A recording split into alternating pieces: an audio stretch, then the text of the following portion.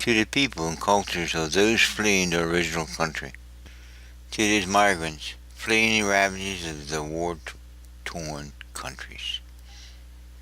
Might it be that it is your culture that has you where you are, in another's culture which is offering you the chance to change? If you would only be willing to be weaned from those things in your culture that was the cause of your being driven out to another culture, we all might be able to adjust, maybe with our embracing some of the better aspects of your culture without destroying our culture in the process.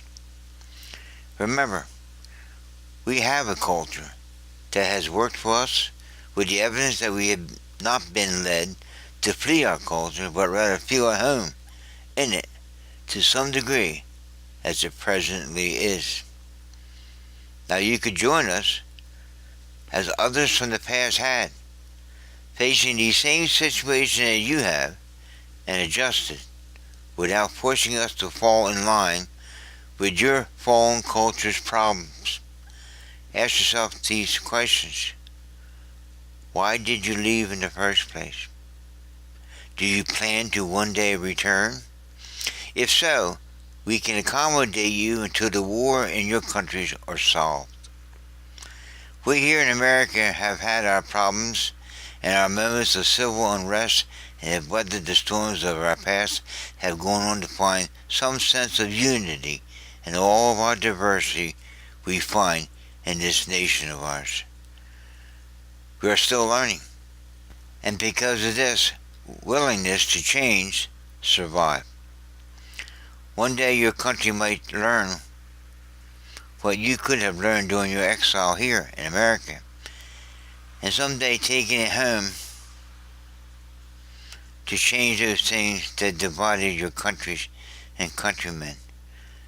Only then could your returning home bring some degree of peace within your borders and with those that surround you, learning from your experience with us. Only if you're willing to do a lot of changing should you consider staying here in this American culture. As I have said, others have, and have lived a good life.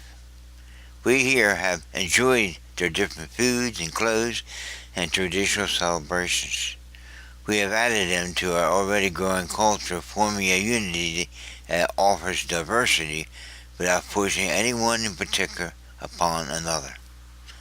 So share the better aspects of your culture, letting go of those things that had caused disharmony in your country, and show us things that improve upon that which we already have.